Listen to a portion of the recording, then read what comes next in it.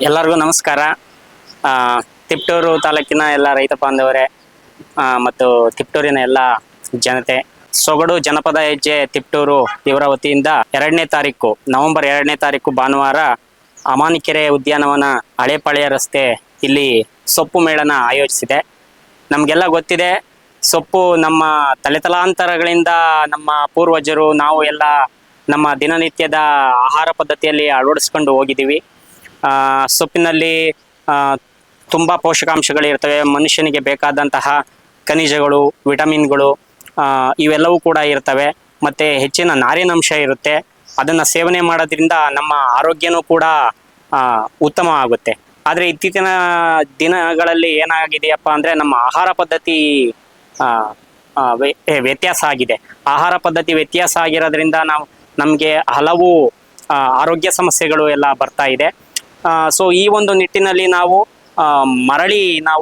ನಮ್ಮ ಇಂದಿನ ಆಹಾರ ಪದ್ಧತಿಗೆ ಹೋಗ್ಬೇಕು ಅನ್ನೋ ಒಂದು ದೃಷ್ಟಿಯಿಂದ ಜನಗಳಲ್ಲಿ ಈ ಸೊಪ್ಪುಗಳ ಬಗ್ಗೆ ಒಂದು ಜಾಗರೂಕತೆ ಮೂಡಿಸ್ಕೋಬೇಕು, ಅದನ್ನ ಆಹಾರಗಳಲ್ಲಿ ನಾವು ಅಳವಡಿಸ್ಕೋಬೇಕು ಅನ್ನೋ ಒಂದು ದೃಷ್ಟಿಯಿಂದ ಸೊಗಡು ಜನಪದ ಹೆಜ್ಜೆಯವರು ಈ ಒಂದು ವಿನೂತನವಾದಂತಹ ಕಾರ್ಯಕ್ರಮನ ಆಯೋಜಿಸಿದೆ.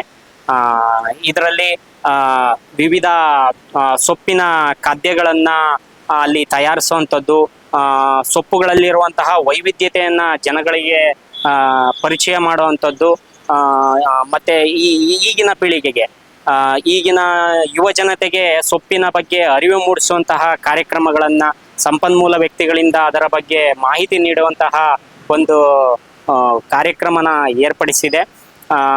ಎಲ್ಲ ರೈತ ಬಾಂಧವರು ಇರಬಹುದು, ನಮ್ಮ ತಿಪ್ಟೂರಿನ ಜನತೆ ಇರಬಹುದು, ಈ ಒಂದು ಕಾರ್ಯಕ್ರಮದ ಸದುಪಯೋಗವನ್ನ ಪಡಿಸ್ಕೋಬೇಕು. ಅವರು ತಮ್ಮ ಆಹಾರ ಪದ್ಧತಿಗಳಲ್ಲಿ ಈ ಸೊಪ್ಪುಗಳನ್ನ ಅಳವಡಿಸ್ಕೋಬೇಕು. ತಮ್ಮ ಜೀವನ ಶೈಲಿಯನ್ನ ಇನ್ನು ಉತ್ತಮಪಡಿಸ್ಕೊಂಡು ತಮ್ಮ ಆರೋಗ್ಯನ ಉತ್ತಮಪಡಿಸ್ಕೋಬೇಕು ಅಂತ ನಾನು ಆಶಿಸುತ್ತಾ, ಸೊಗಡು ಜನಪದ ಹೆಜ್ಜೆ ಮಾಡ್ತಿರೋದು ತುಂಬಾ ಉಪಯುಕ್ತವಾಗಿದೆ.